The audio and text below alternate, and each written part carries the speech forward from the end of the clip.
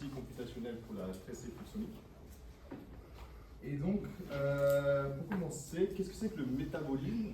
Le métabolisme regroupe en fait toutes les réactions biochimiques qui ont lieu dans un organisme pour le permettre de vivre, de rester en vie.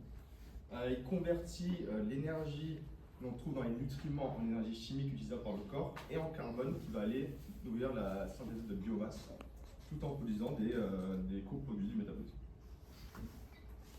Ce métabolisme, il est soutenu par un réseau de réactions biochimiques, donc, et donc ce réseau se découpe en sous-réseaux, qu'on nomme des voies métaboliques, qui sont donc un set de réactions biochimiques qui permettent une fonction biologique donnée, une ou plusieurs. Et ensuite, donc ces voies sont composées de métabolites, qui sont des petites molécules qui participent dans les réactions biochimiques, et des réactions elles-mêmes, qui sont donc des transformations de substrats en produits, de matières, qui sont souvent catalysées par des enzymes. Donc un flux, c'est cette fois-ci une vitesse de conversion d'un substrat à un produit au sein d'une réaction. Par exemple, lorsque le glucose va se transformer en glucose 6-phosphate, on peut l'exprimer cette transformation en quantité par unité de temps. Et donc, l'analyse des flux métaboliques ou fluxomiques, c'est l'étude de ces flux et donc, au final, l'étude de l'activité des voies métaboliques. Donc, pourquoi est-ce que nous utilisons ces méthodes de calcul de flux? Alors, d'un point de vue plus fondamental, déjà, ça nous permet de faire une analyse fonctionnelle du métabolisme, donc aller voir comment les différents nutriments qui sont consommés par le métabolisme sont utilisés. Voir aussi quelles voies métaboliques vont être activement sollicitées lorsqu'il y a une réponse à un stress biotique ou un stress abiotique, et en général pour comprendre mieux quelles sont les dynamiques de systèmes qui sont étudiées. Donc d'un point de vue plus applicatif, il y a plusieurs exemples possibles, notamment par exemple dans le domaine de la santé, où nous allons pouvoir utiliser donc l'analyse des flux pour aller voir quels changements métaboliques il y a entre le pathologique et la bonne santé, et voir si nous ne pouvons pas découvrir comme cela des cibles thérapeutiques pour aller soigner des patients malades, par exemple. Finalement, il y a un autre domaine d'application est la biotechnologie, où nous utilisons des organismes dits châssis pour produire des molécules à valeur ajoutée. Et donc, l'analyse métabolique des flux va nous permettre d'aller voir si nous avons des leviers, notamment génétiques ou métaboliques, qui vont nous permettre d'aller rediriger du carbone vers la production de composés d'intérêt, et donc permettre un accroissement des rendements et améliorer nos bioprocessus. Ayant fait donc ma thèse ici à l'Institut de biotechnologie de Toulouse, je me suis focalisé lors de ma thèse sur une étude sur notamment une bactérie commensale humaine qui s'appelle Escherichia coli, qui est très utilisée notamment en biotechnologie pour la production de molécules d'intérêt. Alors je me suis intéressé plus particulièrement au métabolisme de l'acétate. Et donc ça fait plus d'un siècle que nous savons que la bibliographie nous dit que lorsque Escherichia coli est mis en culture sur un milieu contenant du glucose par exemple, une partie de ce glucose va être utilisée pour la croissance et le maintien de la cellule. Une partie peut aller par exemple pour la production de composés d'intérêt, mais toutefois une partie va être excrétée sous forme d'acétate, qui est donc une molécule à 2 carbones, et qui est donc une molécule qui n'est seulement partiellement oxydée, pas entièrement oxydée. Et donc pendant longtemps, on a cru que cette expression d'acétate, ou cet overflow d'acétate, était un gaspillage de carbone et d'énergie. D'autres études par la suite ont montré aussi que l'acétate va avoir un effet toxique sur la consommation de glucose, de sucre, et aussi sur la croissance.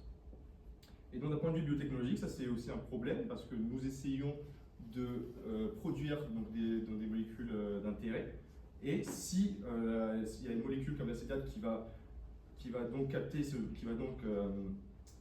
excusez-moi. Donc, si on a une molécule avec l'acétate qui va réduire la capacité de la bactérie à consommer du glucose, ça va réduire in fine nos rendements biotech. Donc, comprendre ce phénomène de overflow d'acétate est important d'un point de vue fondamental.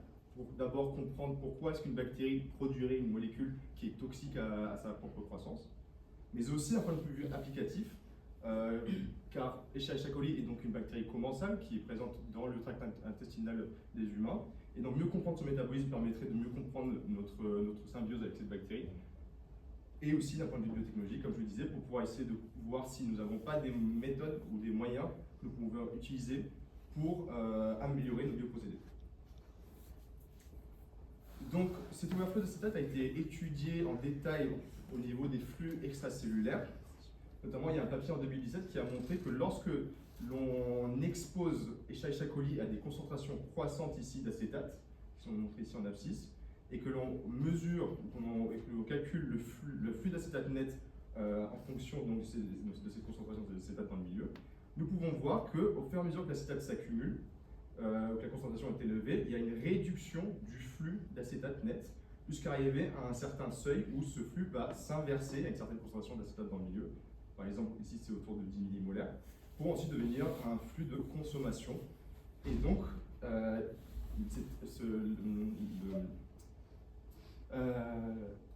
l'augmentation de la concentration d'acétate extracellulaire va provoquer une inversion du flux d'acétate. Et donc l'acétate peut être co-consommé avec le glucose à partir d'une certaine concentration. Et donc il semblerait qu'il y ait un contrôle thermodynamique du flux d'acétate par la concentration d'acétate extracellulaire. Donc cela a été finement analysé au niveau des flux extracellulaires.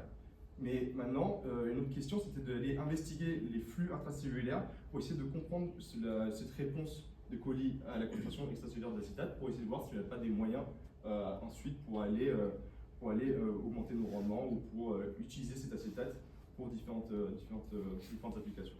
Et donc, j'ai investi donc, avec l'équipe Metasys, notamment Thomas de Monplaisir, j'ai pu du coup faire une investigation de ces flux intracellulaires.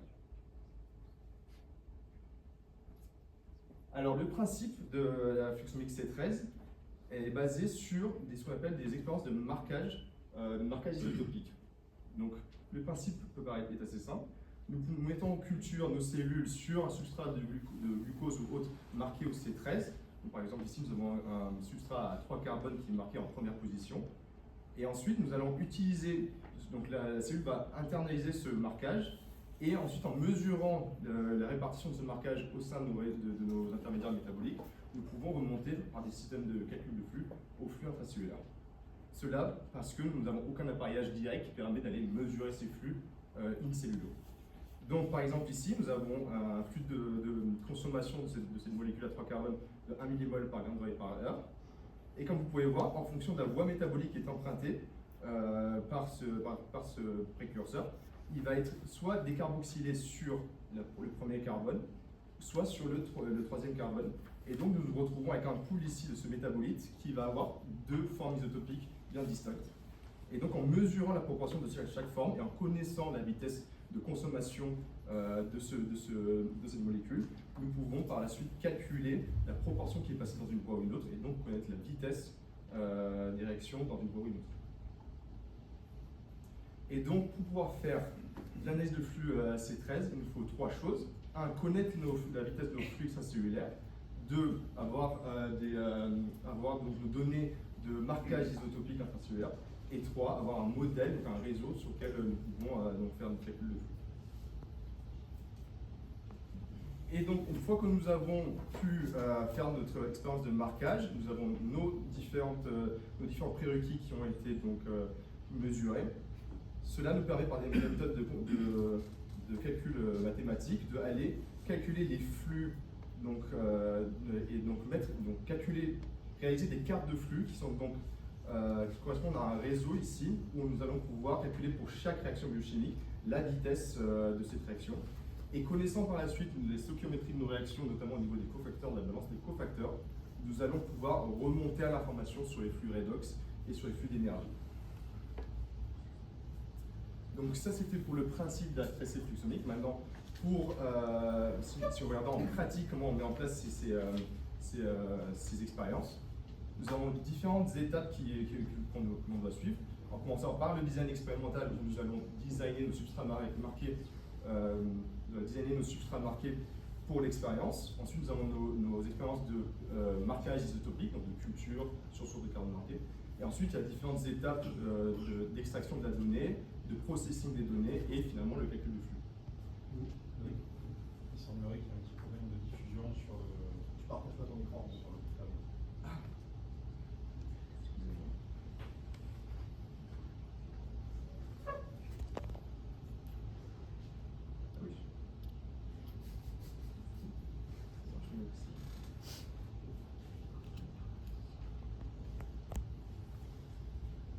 Est-ce que vous pouvez voir mon écran, Jean-Loup? Tu peux voir un écran maintenant. Vous l'avez partagé, merci. Merci.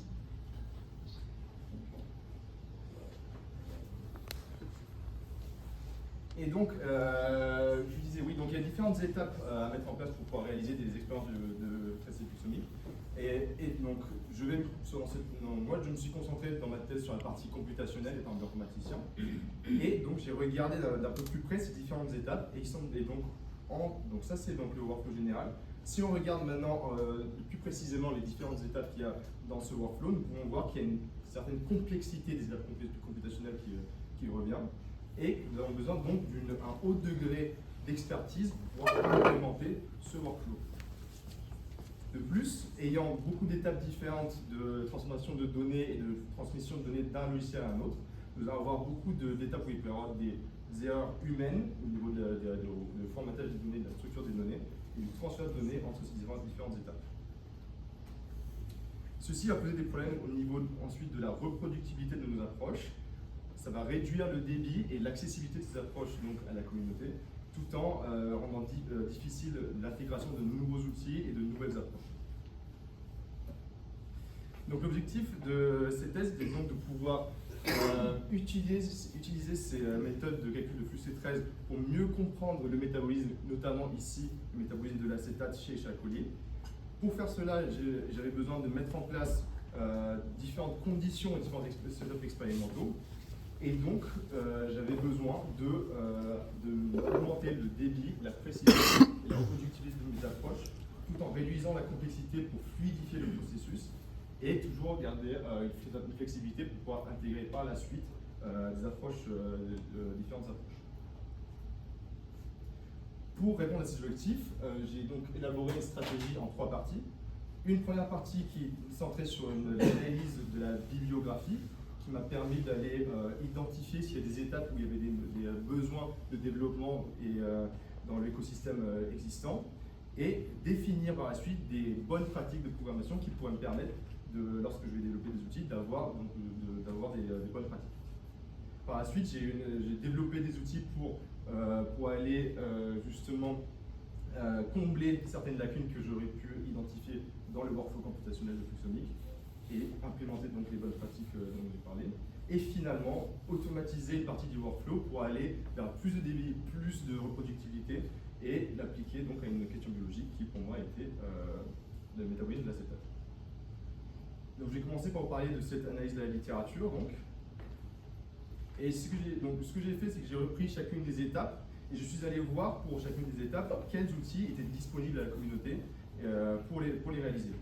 Donc par exemple, pour le design des substrats marqués que nous utilisons dans nos expériences de tracé fluxomique, il y avait un seul logiciel qui était disponible, donc IsoDesign, qui n'était toutefois pas maintenu, qui était codé en Python 2 et qui n'était pas maintenu sur le long terme. Et il y avait pas aussi, il y avait certaines autres limites, notamment il n'y avait pas d'analyse des résultats possibles dans le logiciel.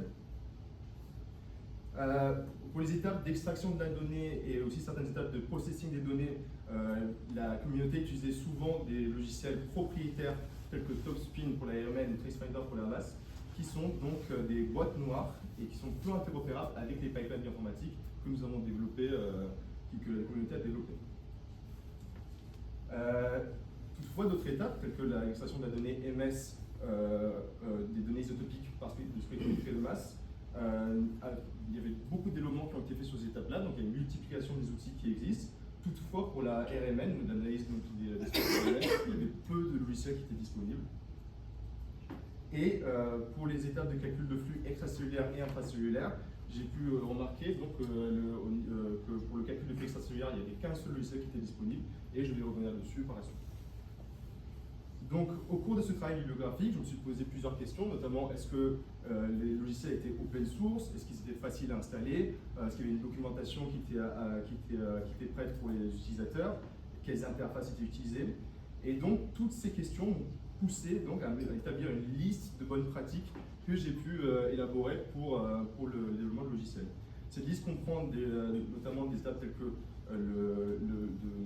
que le code soit open source et disponible sur des repositories en ligne tels que GitHub, qu'il y ait une documentation de haute qualité qui permette une prise en main facile de l'outil, d'avoir différents types d'interfaces, notamment des interfaces graphiques pour les utilisateurs biologistes ou non développeurs, et des interfaces aussi lignes de commande et des API pour justement les développeurs qui veulent intégrer ces outils dans des pipelines.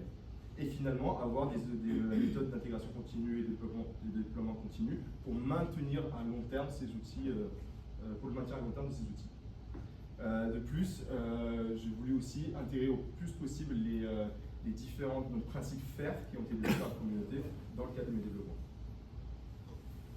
Donc ensuite est venue l'étape de développer des outils justement pour aller répondre à certaines des limites que j'ai vues dans le workflow computationnel, dans l'écosystème actuel.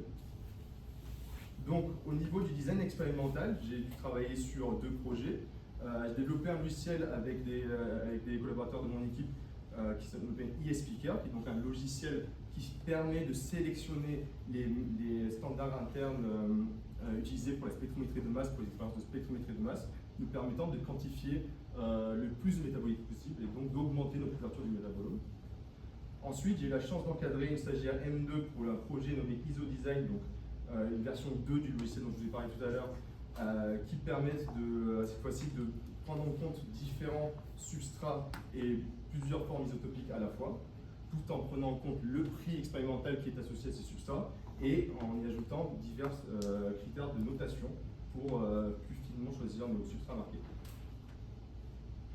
Au niveau des étapes d'extraction des données, j'ai pu participer à l'élaboration du Multi-NMR-Fit, qui est un logiciel d'extraction des données RMM 1D ou pseudo-ZD, qui peut être utilisé avec tout type de noyaux atomiques et qui a des systèmes semi-automatiques de sélection des pics. Ensuite, j'ai développé un package Python nommé OmniQuant qui va nous permettre de faire de la quantification d'analytes indépendamment de la plateforme analytique utilisée. Et finalement, j'ai développé PhysioFit, qui est un logiciel de calcul de flux extracellulaire. Donc, je n'ai pas le temps aujourd'hui de pouvoir rentrer dans les détails sur chacun des outils, donc j'en ai choisi un que je vais détailler ici, et c'est PhysioFit, qui est donc responsable du calcul de flux extracellulaire. Et donc voilà.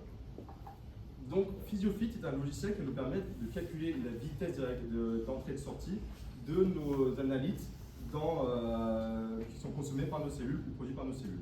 Donc ce logiciel a bien sûr une valeur dans le cadre du workflow pour pouvoir calculer nos flux intracellulaires, mais il a aussi une valeur au niveau physiologique, au niveau tout seul, ce qui permet de pouvoir donc décrire le phénotype de nos cellules au niveau des flux extracellulaires.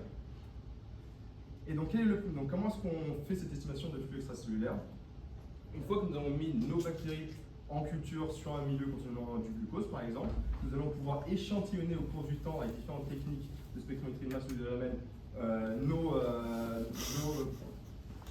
nos métabolites extracellulaires, ce qui nous permet d'avoir donc les dynamiques des métabolites et nos dynamiques de croissance au cours du temps.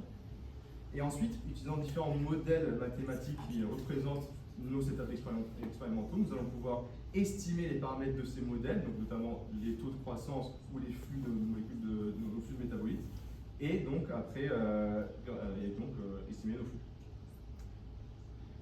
Pour faire cette étape-là, donc comme je disais tout à l'heure, il n'existait qu'un seul logiciel nommé ETA qui permettait de faire ce calcul de flux extracellulaire. Toutefois, il y avait quelques limites. Il n'y avait qu'un seul modèle qui était disponible dans le logiciel qui permettait de faire des calculs, donc on ne pouvait que calculer les flux avec ce modèle-là. On n'avait pas de modèle additionnel qu'on pouvait ajouter directement dans le logiciel. Le logiciel était programmé en MATLAB, qui est donc un langage propriétaire qui rendait difficile son interopérabilité avec les pipelines actuels de bioinformatique. Et donc, j'ai développé PhysioFit, qui est un logiciel qui permet d'estimer ces flux extracellulaires par des approches d'optimisation. Donc, en partant en partant donc, de nos jeux de données que nous avons, donc en partant donc, de dynamiques que nous avons mesurées les différents métabolites extracellulaires de la croissance, le logiciel il va initialiser un système d'équations, notre modèle ici, avec des valeurs par défaut ou des valeurs données par l'utilisateur. Par exemple, il peut donner, donc cette valeur peut être par exemple à 1, et en mettant ces équations à 1, il va donc calculer pour chaque temps la quantité de, donc un jeu de données simulé, qui va ensuite aller comparer au jeu de données expérimental et et grâce à une fonction coût, il va pouvoir nous retourner un résidu qu'on va ensuite essayer de minimiser de façon itérative en modifiant les paramètres de nos équations pour trouver le jeu de données qui permet d'expliquer au mieux nos données expérimentales. Une fois que ce processus itératif est terminé, le logiciel va exporter donc les paramètres qui sont nos flux extracellulaires et nos flux de croissance avec des métriques de qualité, donc le test de Ki2, qui nous permettent de savoir si notre fit est acceptable ou non. Et nous avons aussi un module de visualisation qui permet de voir visuellement si nos fits ont été corrects.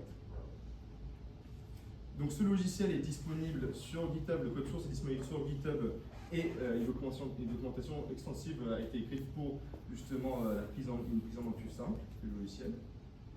Et j'ai développé plusieurs interfaces pour pouvoir l'utiliser, notamment une interface graphique dédiée aux biologistes, une interface commande ligne et un package Python dédié aux développeurs. Et donc cette interface commande ligne qui va nous permettre par la suite de l'intégrer dans différents workflow managers, différents systèmes de workflow pour l'intégrer avec d'autres outils dans les pipelines automatisés. J'ai aussi développé donc, dans le cadre de ce logiciel un système de modèles qui permet aux utilisateurs de pouvoir écrire leur propre modèle mathématique de calcul de flux et de les intégrer facilement dans le logiciel en glissant un fichier Python qui contiendrait le modèle dans un dossier modèle. Et comment fonctionne donc ce système? Nous partons donc de nos équations qui décrivent notre modèle. Et grâce à une classe abstraite que j'ai créée, le développeur a juste besoin de hériter de ces classes abstraites. Donc il faut imaginer ces classes abstraites comme un système qui permet de s'occuper de l'intégration du modèle dans le logiciel. Et donc l'utilisateur, tout ce qu'il lui reste à faire, c'est remplir remplir son fichier modèle avec donc ces équations ici, et donc dans une fonction simulée qui sert à simuler donc les données, et le glisser dans le dossier qui permettra qu'il soit accessible dans le logiciel. Donc voici un exemple de flux extracellulaires calculés par Physiofit. Donc voici, ça c'est nos figures qui sont générées automatiquement par le logiciel, qui permettent de voir ici nos points expérimentaux en jaune et la ligne en bleu qui est donc le fit, qui a été calculé par Physiofit pour ce métabolite. Pour conclure, donc j'ai développé Physiofit qui est dans le logiciel qui est interopérable, dû notamment à l'utilisation d'un langage de programmation Python qui est très utilisé dans la communauté scientifique. Tous les types de données sont des types de données communément utilisés par les développeurs et les biologistes, notamment du TSV ou du PDF, etc.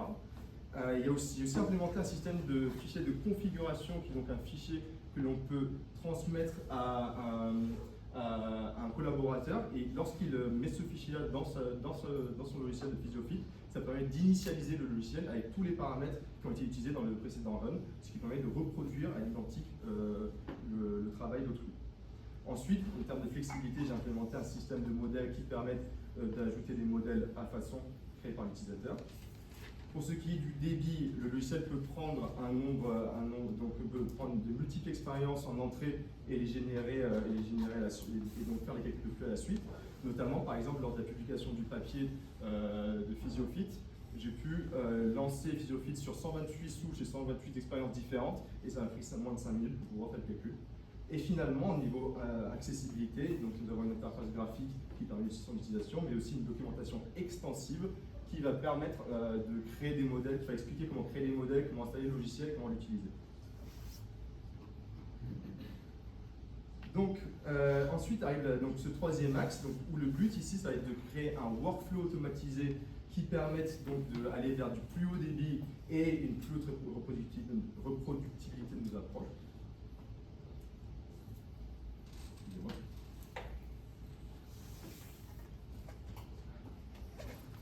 Et donc la stratégie ici que j'ai mis en place, c'était de partir donc de notre besoin final qui est de créer des cartes de flux et de remonter les étapes computationnelles pour essayer de voir lesquelles j'allais implémenter d'abord, car bien sûr dans le temps d'une thèse, je ne pouvais pas intégrer toutes les étapes computationnelles qui existent. Donc ce que j'ai fait, c'est donc je suis parti de nos prérequis. Nous avons besoin de flux extracellulaires, de données de marquage et d'un modèle métabolique pour faire des calculs de flux. Et en partant donc du but qui est d'avoir des cartes de flux et en remontant les étapes, j'ai choisi quelques étapes essentielles pour faire le calcul de flux et pour avoir des cartes de flux. Ces étapes sont donc le calcul de flux extracellulaire, la correction pour l'abondance naturelle des traceurs et le calcul de flux intracellulaire. Donc pour mettre en place mon workflow, ce workflow, j'ai choisi d'utiliser le Workflow Manager donc Galaxy, plus spécifiquement l'instance Workflow for Metabolomics, qui est une instance qui est dédiée à la métabolomique et à la fusionique. Et j'ai choisi donc ce Workflow Manager car tout d'abord c'est un Workflow Manager qui est en ligne, ce qui fait que lorsque l'on met des logiciels dessus, ils sont directement accessibles à la communauté sans avoir besoin d'une installation préalable.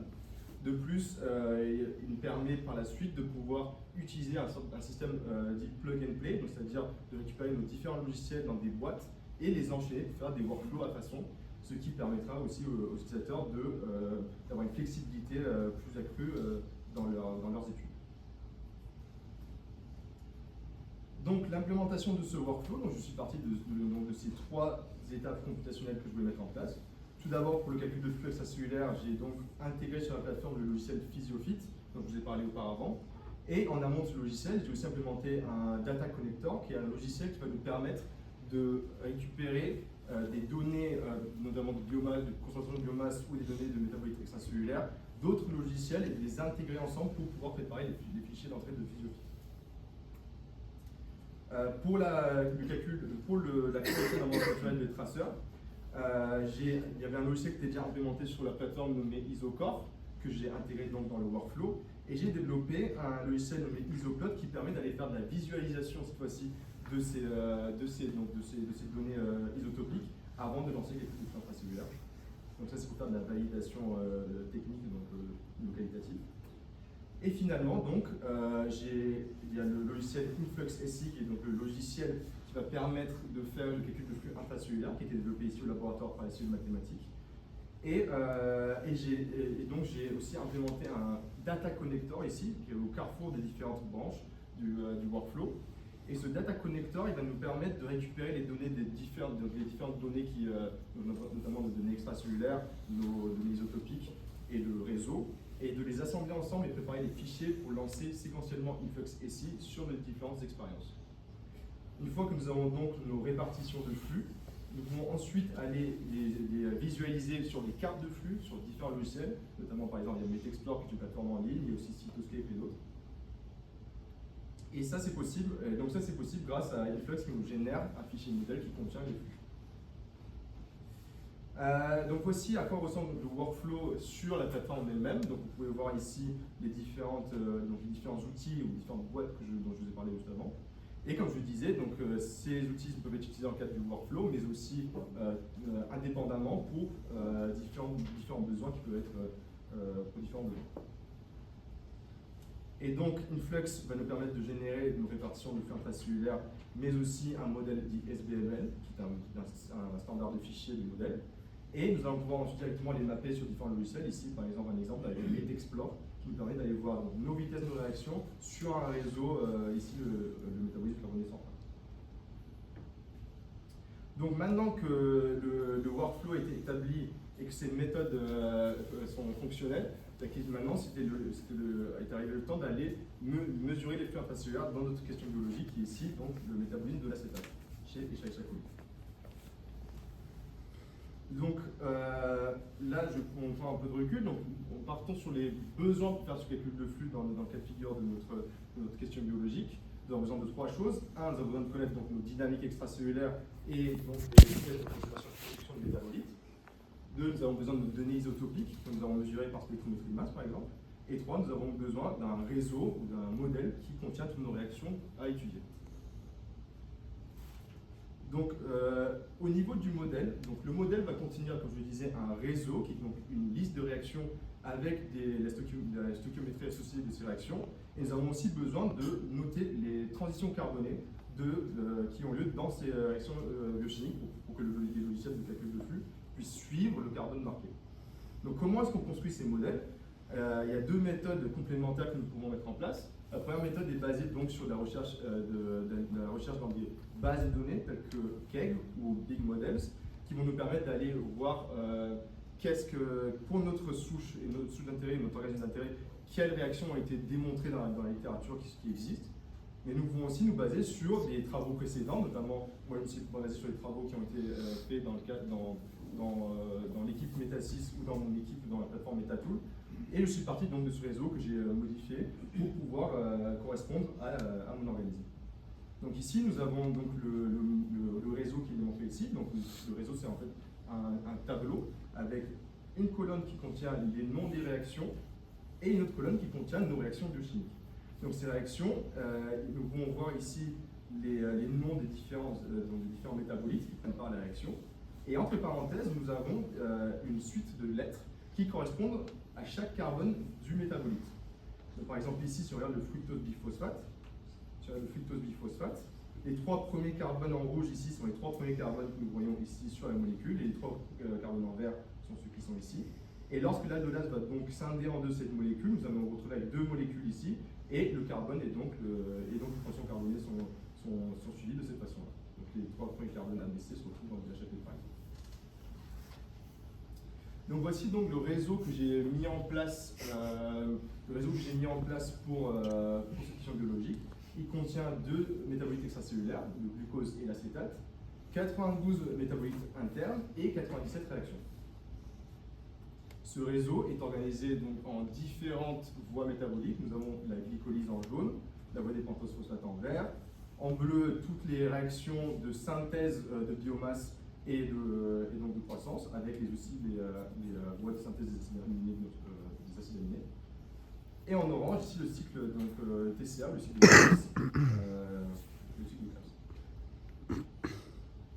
Donc une fois que nous avons notre modèle, la prochaine étape c'est de mettre en place nos expériences de marquage isotopique et nos expériences de marquage isotopique pour récupérer donc nos données, pour mesurer donc nos flux extracellulaires et avoir nos répartitions de marquage dans le métabolique intracellulaire.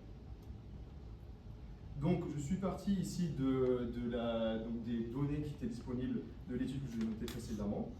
Et donc ce que nous pouvons voir ici, c'est qu'il y a trois états physiologiques distincts. Il y a un état physiologique où il y a un flux net d'acétate qui est positif, donc une expression d'acétate. Ici, nous avons un état où le flux d'acétate est proche de zéro, et un troisième état ici où l'acétate va être cette fois-ci consommé par la cellule, donc le flux est négatif. Donc j'ai pris ces trois conditions expérimentales là, et donc j'ai vu ces trois états physiologiques et je me suis placé à des concentrations d'acétate qui permettent donc d'avoir ces trois états physiologiques. 0 millimolaire d'acétate dans le milieu pour le flux net d'acétate positif, 10 millimolaires pour être à un état où le flux est proche de zéro, et 40 millimolaires d'acétate pour avoir un flux de consommation. Ensuite, j'ai fait des étapes de design donc des substrats marqués à utiliser lors de l'expérience. Et ça, je l'avais fait avant d'avoir développé le logiciel IsoDesign. Et d'ailleurs, c'était ce travail-là qui m'a poussé à développer ce logiciel, car c'est une étape qui prend beaucoup de temps, car il faut tester différentes combinaisons de substrats marqués et voir quelle précision on va avoir sur le flux au final avec ces différentes combinaisons. Donc ça a pris beaucoup de temps et ça a poussé à la création du IsoDesign. Ensuite, j'ai décidé de faire des triplicats sur chacune des conditions, donc 9 cartes de flux finales, et j'ai réalisé les expériences, des cultures, l'échantillonnage et la préparation d'échantillons sur la plateforme Metatool, et aussi les étapes d'analyse isotopique qui ont été faites par spectrométrie de masse, et pour la quantification des métabolites extracellulaires, ça a été fait par Donc voici les résultats au niveau des flux extracellulaires. Donc nous avons chaque ligne qui correspond à une des conditions, avec 0 millimolaire d'acétate dans le milieu en premier, 10 millimolaires sur la deuxième ligne et 40 millimolaires sur la troisième ligne. Donc directement, déjà visuellement, nous pouvons voir qu'il y a bien une production d'acétate dans la condition à 0 millimolaire et des consommations dans les deux autres conditions. Et donc nous pouvons voir qu'à 10 et 40 millimolaires, nous avons donc une inversion de ce flux d'acétate. Et de plus, si on regarde les valeurs ici, nous pouvons voir qu'il y a une réduction de la consommation de glucose, dans la vitesse de consommation de glucose, qui est aussi associée à une réduction donc, de la croissance. Donc ça valide toutes nos hypothèses qu'on avait en amont. Ensuite, avec le workflow, j'ai pu calculer les flux intracellulaires absolus dans chacune des conditions différentes. Et donc j'ai représenté ici, j'ai fait des représentations simplifiées des cartes de flux, parce que sinon ça faisait beaucoup de valeurs directement sur les cartes. Donc j'ai choisi d'utiliser ce qu'on appelle des réactions proxy pour pouvoir avoir une idée des flux dans les différentes voies métaboliques. Donc par exemple ici, pour la voie des pentoses phosphates, j'ai choisi d'afficher le flux à travers la première réaction de cette voie, donc la réaction SWIFT.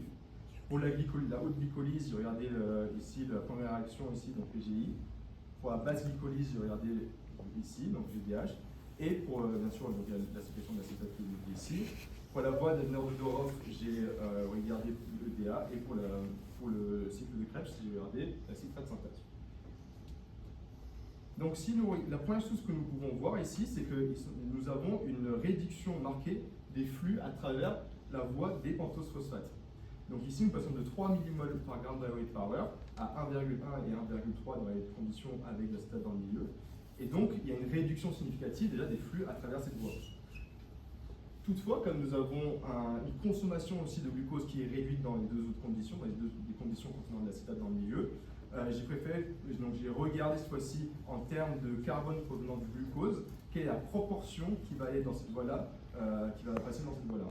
Et nous voyons bien que même en termes de proportion de glucose, il y a une réduction nette d'un facteur 2 ici du flux à travers les pentoses phosphates. Deuxième chose que nous pouvons voir, c'est qu'au niveau du cycle TCA, nous avons une très forte augmentation des flux à travers cette voie métabolique.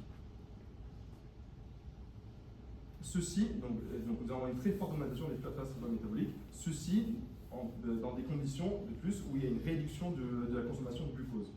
Et donc d'où vient ce carbone, d'où viennent ces flux que nous voyons dans le TCA? Il semblerait qu'elle soit associée donc à cette uptake d'acétate, donc cette consommation d'acétate qui va venir et nourrir directement le TCA. Ensuite, connaissant donc les flux absolus, connaissant mes flux, j'ai pu connaissant la stoichiométrie des réactions, notamment au niveau des cofacteurs, donc NADPH, NADH, ATP, j'ai pu recalculer cette fois-ci les flux de cofacteurs, Et donc ici, je vous montre les flux de NADPH. La première chose que nous pouvons voir, c'est que la quantité totale des NADPH qui est produite reste stable dans les différentes conditions, alors que nous avons une réduction du uptake de glucose. Toutefois, nous pouvons remarquer qu'il y a une forte diminution de la contribution de la voie des pentoses phosphates à ce pool des NADPH, à ce flux de production des NADPH, pardon. Et donc, il semblerait que le TCA va venir contrebalancer, maintenir la production des NADPH lorsqu'il y a une réduction de la contribution de la voie des pentoses phosphates. Ensuite, si nous regardons cette fois-ci les flux d'ATP dans la cellule, nous pouvons voir aussi que nous avons une stabilité, que les flux sont relativement stables au niveau de la somme totale d'ATP produite, alors que, encore une fois, nous avons une réduction d'environ 35% de la consommation de glucose. Il semblerait que donc la réduction et ce que nous pouvons voir aussi, c'est que nous avons une réduction ici de la contribution du métabolisme central à cette production d'ATP. Et donc, si nous regardons de plus près ici, si nous regardons de plus près cette contribution du métabolisme carboné central, qui est donc composé donc de l'uptake d'acétate, glycolyse et du TCA, nous voyons ici une forte baisse de l'ATP qui est produit directement par la glycolyse, qui est contrebalancée en partie par la production d'ATP par le TCA. Et donc, il y a une augmentation de l'ATP produit par le TCA, et il semblerait donc, comme c'est une augmentation des flux dans le TCA qui provient de l'acétate, il semblerait que l'acétate participe au métabolisme énergétique de la cellule et permet de maintenir la production d'ATP. Alors pour conclure, j'ai pu faire une première. Donc j'ai commencé en faisant une recherche bibliographique qui m'a permis de voir les limites qu'il y avait au niveau des workflows de tracé fluxomique, notamment les limites au niveau computationnel. Et ces limites proviennent d'une hétérogénéité dans le niveau de développement des différentes étapes, une basse interopérabilité entre les différents logiciels qui sont utilisés, et donc une gestion de la donnée qui est compliquée. Et il n'y avait pas de workflow automatisé qui était disponible à ce moment-là.